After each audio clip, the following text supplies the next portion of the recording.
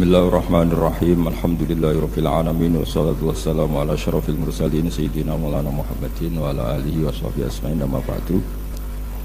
Ingkang sangat kita hormati guru kita bersama Kiai Haji Ulil Albab Arwani, wonten para habaib utamanipun Habib Zainal Abidin Al-Kaf, para umarok yang saya hormati, ada PLT Bupati Bapak Haji Hartopo, ada Bapak Kapolres dan Dim dan yang mewakilinya semua yang saya hormati. Meneruskan ngaji di Madinatul Ilmi di Habib Bidin, ini ngaji hiwalah, ini diligerkan. Harusnya ngajinya di Habib Bidin tapi diliger ke Sekda. Saya mau saja supaya kelihatan rukun antara Habib dan Umarok. Karena kata Habib Bidin nggak apa-apa Gus, ya memang rukun gitu. Jadi ini nggak pencitraan ya, bukan pencitraan tapi memang rukun gitu. Seperti yang dikatakan Kiai Haji Ulil Albab tadi, atau yang biasa kita sapa Gus Bab, bahwa jihad itu dari kata jahada yujahidu mujahadatan. Kalau masdar mujarrodnya jahida dan baca jahada jadu jahdan wa jihadan, itu maknanya serius menekuni sesuatu. Jadi tidak harus bentuknya perang. Tapi Islam juga jangan anti perang, karena andekan Islam itu tidak punya konsep perang, itu juga kita bingung saat kita dijajah Belanda. Jadi sesuatu itu pasti akan ada momennya, ada pembenarnya. Disebut kalau dalam fikih muqtadul hal. Saya masih ingat beberapa cerita lesan. Dulu perang itu harusnya 7 November. Bung Tomo datang ke Mbah Hashim. Tapi kata Mbah Hashim jangan, katanya. Kiai bagian nyeblokno pesawat urung teko. Walhasil nunggu Ki Abbas dari Buntet Pak Kapolres itu doanya spesial untuk menjatuhkan apa? Pesawat. Saya kebetulan banyak kenal sama cucu-cucu Ki Abbas Buntet. Tanggal 10 datang terus perang dimulai. Dan itu menjadi perang bersejarah karena jenderal dari Belanda ya, dari Inggris ya, itu sampai meninggal. Jadi siapa? Malabi ya, siapa? Jadi intinya Anda jangan berpikir bahwa negara ini didirikan hanya oleh umarok. Bahkan sebelum ada negara, yang sudah ada itu ulama. Dulu para wali songo sampai para kiai era kemerdekaan itu sudah membentuk satu komunitas. Di situ ada ketua pondok, ada bendahara, ada macam-macam. Sehingga kiailah yang bisa menggerakkan publik untuk melawan Belanda. Karena kiai ini juga yang memegang otoritas publik. Ketika seorang Mbah Hashim Asy'ari memfatwakan jihad itu fardhu ain, maka semua orang berpikir harus jihad melawan kehadiran Belanda atau penjajah mana saja. Tapi itu satu sisi ya. Di sisi yang lain, bahasa Arab itu ada sisi uniknya. Kalau menamai penjajah itu musta'marin atau al-isti'mar. Isti'mar itu meramaikan dunia.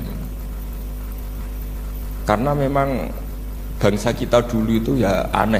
Tapi nak sampean ngrasani teman-teman ya kualat itu babai jenengan. Kita ini dulu memang ya agak aneh. Belanda itu sudah penjajah, tapi sama buyut-buyut kita dipanggil Doro.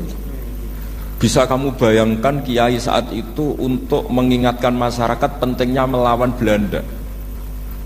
Wong manggil Belanda saja Doro, tuan. Terus kemudian kita berfatwa melawan Doronya. Jadi benahi ilmunya saja wis sak penggawean kira-kira gitu. Jadi ngelola orang bodoh itu ya kangelan. Enggak dikelola itu bangsa kita, dikelola itu ya rodok goblok banget. Wong ngundang penjajah kok napa? Doro. Jadi itu PR besar. Tapi kiai itu punya seni untuk memberi penjelasan. Makanya di antara kelebihan ulama itu pasti warasatul anbiya itu di fatona ada unsur kecerdasan. Cerdas itu seni mengelola pikiran manusia, itu namanya cerdas. Makanya saya berkali-kali kalau ngaji, harusnya orang itu semuanya itu pengagum ilmu, jangan pengagum fakta, ini pengagum ilmu. Ya saya berkali-kali mencontohkan, kalau Anda suami yang miskin, nggak punya uang, terus pulang dimarahin istri karena nggak punya uang atau kerja tidak sukses, harusnya kamu bangga.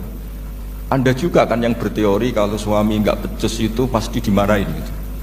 Nah, ketika menjadi fakta harusnya Anda syukur bahwa ilmu Anda itu benar gitu.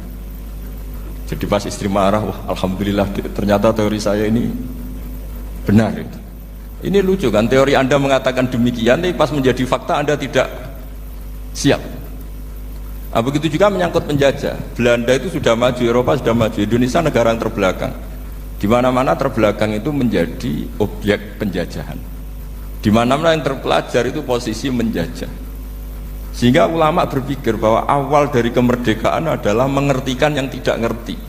Karena teori penjajahan pasti gitu, yang tahu menjajah yang tidak tahu, yang sudah modern menjajah yang belum modern dan seterusnya. Makanya awwalu hadzal din itu al-ilmu. Makanya nomor satu itu ilmu, pengetahuan. Di sini pentingnya sampai Islam mewajibkan thalabul ilmi fardhatun ala kulli muslimin. Karena tadi bisa kamu bayangkan 350 tahun dijajah Belanda, kita manggil mereka itu doro atau tuan. Kayak apa? Susahnya menggerakkan masyarakat yang cara pandang masih demikian.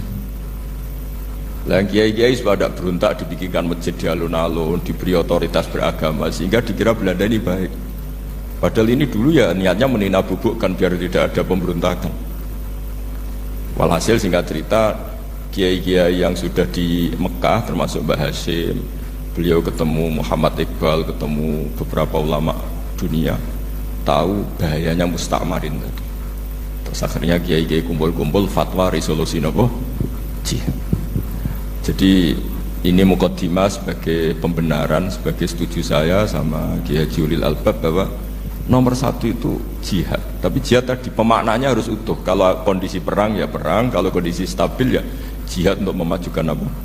Indonesia. Dan itu saya ulang lagi dimulai dari ilmu. Sebelum saya ngaji Minhajut Thalibin saya cerita ilmu itu apa? Ilmu itu sederhana, sesuatu yang mudah. Karena ilmu itu fitratallahi allati fataran nasa napa? Misalnya begini, saya orang miskin, nggak punya apa-apa. Sudah nggak punya apa-apa, nggak punya jabatan, terus keluarga yang nggak pati loyal, mungkin istri ada ngidolakan kita, bahkan anak kita sendiri juga nggak ngidolakan kita. Itu kan sial-sialnya orang, anak kita aja nggak pernah ngidolakan kita. Tapi untuk bahagia itu sebenarnya sederhana. Sederhananya begini, orang pinter itu ingin mempertahankan kehidupannya, terus pinter sampai berobat habis banyak ke Belanda, ke Jepang supaya mempertahankan nyawanya. Nah, si miskin ini kalau dia setiap makan, ya Allah, saya dengan makan ini mempertahankan nyawa saya. Sehingga makan itu satu kajian ilmiah bahwa ini luar biasa. Bahwa orang punya Alphard, punya uang 1 miliar, itu tidak mempertahankan sesuatu yang pokok, yaitu nyawa. Orang tidak punya Alphard itu hidup, nggak punya uang 1 miliar hidup. Tapi kalau nggak punya nasi 1 piring, nggak punya air 1 gelas bisa mati. Artinya apa? Orang miskin itu yusyarikul aghniya, sama dengan orang-orang kaya dalam hal kepemilikan hal-hal yang pokok. Tapi kadang-kadang orang miskin itu ya nyun sewu agak belagu, sudah miskin ingin punya Alphard, sudah miskin ingin punya uang, ya dia tersiksa. Harusnya cara berpikir nggak punya Alphard itu masih hidup, nggak punya uang 1 miliar masih hidup. Yang punya Alphard hidupnya juga pakai nasi 1 piring, yang punya uang 1 miliar juga pakai nasi. Ya kalau itu kan sama, saya punya. Kalau gitu kan bisa miskin rasa kaya. Itu memang harus dilatih. Nah, kalau orang kaya kan rumahnya banyak di mana-mana. Memangnya kalau rumahnya banyak di mana-mana terus tidur di sini 1 jam, di rumah itu 1 jam, malah nggak bisa tidur kan? Tetap aja yang dipakai 1 kamar. Itu gunanya apa punya rumah banyak? Setidaknya zaman miskin itu dia berpikir gunanya apa punya rumah banyak untuk dipakai ya hanya 1. Meskipun suatu saat kalau dia kaya juga berpikirnya agak rubah. Ya penting punya rumah banyak biar kemana-mana punya rumah, nggak apa-apa. Tapi sementara masih miskin jangan berpikir seperti itu. Nah yang menjadi miskin kacau kan sudah miskin berpikirnya gaya orang kaya. Nah, itu kecelakaan itu. Nah itu ilmu, maksud saya itu ilmu. Jika dulu Nabi ngajari orang miskin itu sederhana. Ketemu orang miskin sama Nabi diajarkan. Nabi diantara ajarannya begini. Ada seseorang man asbaha, orang yang setiap harinya mu'afan fi jasadi, dia sehat, aminan fi sirbi, negara dalam keadaan aman, tidak dalam ancaman, indahu qutu yaumi, dia hari itu punya makan, faka'an nama khizat lahu dunya bihadafiriha, berarti dia sudah punya dunia dan seisinya. Karena polanya sama. Buat Presiden Amerika itu yang untuk mempertahankan nyawanya ya makan pokok dan minuman pokok. bukan jabatannya sebagai presiden atau punya uang triliunan. Orang paling kaya di Indonesia juga gitu, untuk mempertahankan hidupnya juga dengan makanan pokok. Dan itu orang miskin punya. Nah, kehidupan paling top itu apa? Ya kehidupan yang mempertahankan nyawa itu yang paling top, lainnya itu enggak. Karena mempertahankan nyawa ini super penting dan orang miskin bisa. Nah, saya berharap ilmu seperti inilah menjadikan dulu itu kuat ketika melawan Belanda. Kenapa kuat? Karena mereka gampang syukur. Barokahnya gampang syukur itu selesai dengan dirinya sendiri. Kalau bahasa intelektualnya itu, orang kalau sudah selesai dengan dirinya sendiri bisa berpikir memanfaati pada orang lain. Nah, dulu orang-orang miskin ketika era sahabat, termasuk era para ulama yang mendidik para umatnya, itu selesai dengan dirinya sendiri. Nah sekarang banyak orang miskin juga termasuk orang kaya, bahkan belum selesai dengan dirinya. Wah itu angel, ngajak jihad angel, karena dengan dirinya saja belum selesai. Maka masyhur itu kan ketika perang Tabuk, ada orang datang kira-kira kalau Indonesia pakai beras 4 kilo, ya Rasulullah yang 2 kilo tak kasihkan keluarga kami supaya bisa makan, yang 2 kilo tak kasihkan jenengan untuk biaya perang. Perang Tabuk itu perang tersulit, disebut perang Dhatil Usra. Sekarang hitung saja, ini coba dihitung, mungkin yang bagian kasir tahu. Kalau 2 kilo kali 3.000, umat Islam pas itu sekitar hampir 3.000 itu sudah 6.000 kilo. 6.000 kilo itu artinya apa? Orang miskin ketika perang membiayai dirinya sendiri, itu satu. Kedua, dengan mental memberi, orang ini tidak tamak. Barokahnya tidak tamak, tidak nyalahkan yang kaya. Efek dari itu apa ketika perang Tabuk? Sumbangan dari Sayyidina Utsman yang jumlahnya besar sekali, yaitu diantaranya 1.000 dinar. 1 dinar kira-kira 4,25 gram, berarti sekitar 4.000 gram. Itu bisa diberikan alat perang. Sumbangan dari Abu Bakar juga bisa dipakai beli kuda untuk perang. Nah bayangkan kalau kebutuhan orang miskin ini untuk makan itu nggak mau urun. Wah saya miskin, nggak perlu urun, nah saya miskin dipakai alasan terus. Maka jumlah 3.000 ini akan mengurangi anggaran untuk belanja peralatan perang, karena untuk konsumsi orang miskin. Udah gitu kadang mangane tanduk itu kan repot. Wes miskin mangane tanduk, nak antri mo kan ribet. Artinya apa? Perang ini tidak fokus karena ngurusi konsumsi untuk orang-orang miskin. Nah, dulu zaman Nabi orang miskin pun semuanya heroik. Mereka dibantu gak mau, inginnya bantu. Sampai dicibir sama orang munafik. Apa gunanya sedekah 2 kilo? Wong perang ini perang besar antar negara. Pas itu mau perang melawan Romawi. Sampai orang munafik bilang alladzina almizuna almuttawwiina minal mu'minina fis sadaqati walladzina la yajiduna illa juhdahum faskharuna minhum. Orang-orang munafik digambarkan Allah orang-orang yang mencibir sedekah kecil. Wong untuk perang besar kok sedekahnya hanya 2 kilo. Tapi yang mahal bukan 2 kilonya. Kalau ada 1 juta orang miskin menyumbang negara 20.000, itu artinya apa? Kita punya rakyat yang inginnya hubungannya dengan negara memberi. Tapi coba kalau kita 2 juta rakyat yang inginnya dari negara mendapat, pegawainya demo ya. Nah ini ajarannya Nabi yang luar biasa. Dulu Nabi itu bisa mendidik orang miskin pun bermental memberi. Nah barokahnya bermental memberi ini mereka selesai dengan dirinya sendiri. Coba kalau mereka tidak bawa makanan sendiri ketika perang, mungkin kuda yang untuk perang, terus mereka berpikir, bu ini saja disembelih supaya kita bisa makan. Ribet kan? Ngapain beli senjata yang mutakhir, makan saja nggak bisa. Tapi barokahnya mereka urun sendiri. Mereka selesai dengan dirinya sendiri. Ini hebatnya didikan Rasulullah Shallallahu Alaihi Wasallam. Dulu Mbah Hashim dan kawan-kawan itu berhasil mendidik seperti itu. Santri yang miskin-miskin itu kalau ngaturi kiai duweni telo itu kayak no telo. Duwene wi ya dikakno wi. Sehingga kiai sing wis mapan-mapan, misalnya kados kula wonten kan mun setengah mapan. Ya akhirnya ya iso mangan wi. Jebule wi ku ya enak. Santri ya seneng mergo kiai ini seneng pancen wis suwi mangan pizza misalnya. Ya tapi nek sing melarat terus aku melarat kiai tak kei wi mosok doyan. Wis melarat medhit di alasan kan ribet kan. Ini yang perlu dihilangkan. Medhit kok berargumentasi. Tapi yang mahal itu bukan winya, mental memberi. Orang itu kalau mentalnya memberi itu berarti selesai dengan dirinya. Tapi kalau tidak bermental memberi pasti tamak. Dan tamak itu mesti menghakimi orang lain. Maka dalam kitab hikam diterangkan penyakit terberat itu tamak. Kenapa? Karena orang pikir itu tidak ada kata-kata kitab hikam, bukan kata saya. Yang ada itu tamak. Misalnya gini, saya kenal PLT Bupati Kudus. Tidak pernah saya bilang beliau kikir. Tapi sekali saya pernah ngajukan proposal tidak kesampaian. Wah, beliau medit. Jadi saya menvonis medit itu sebetulnya ya karena punya keinginan tidak kesampaian. Coba kalau ndak, medit itu serap penting.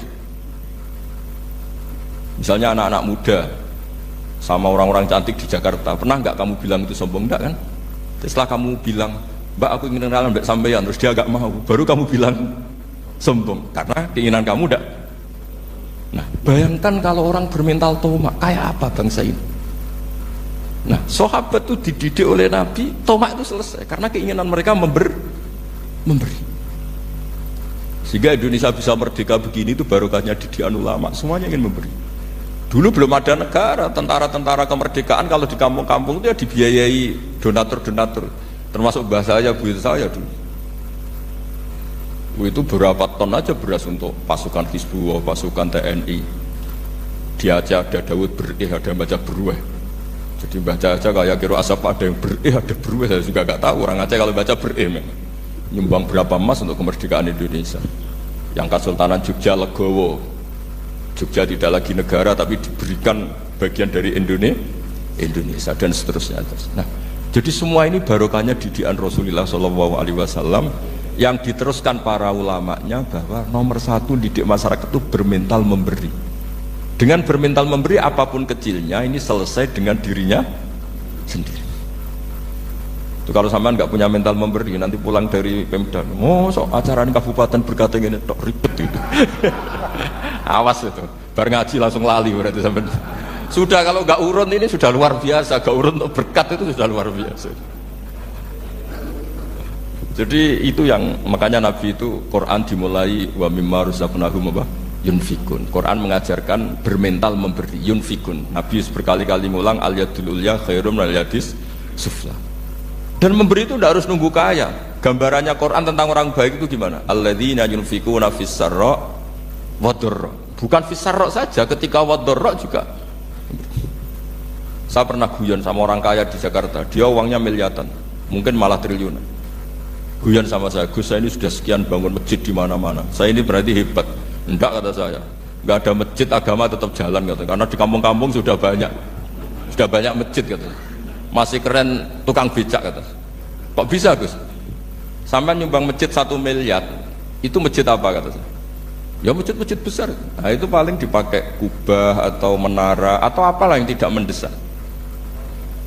Tapi kalau orang miskin, ngutangi orang miskin itu kalau nggak utang hari itu nggak makan. Kan nggak mungkin tukang becak ke utang ada bank atau orang kaya raya kan kenal saja enggak. Mesti orang miskin utangnya sama orang miskin.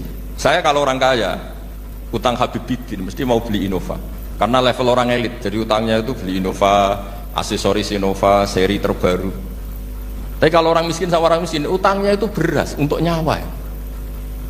Artinya apa? Kalau saya diutangi Habib Bidin untuk beli Innova itu ganjarannya itu sekunder. Tapi kalau sesama orang miskin itu ganjarannya primer. Keren mana? Hutang-hutangannya orang miskin sama orang kaya. Satu menyelamatkan nyawa, satu menyelamatkan citra. Dia baru sadar, ternyata orang miskin lebih hebat ketimbang saya, lebih hebat tapi tidak usah ditiru kata saya. Cuma dia menjadi tidak sombong sekian miliar yang disumbangkan ke masjid karena dia menjadi tahu ternyata itu tidak banget.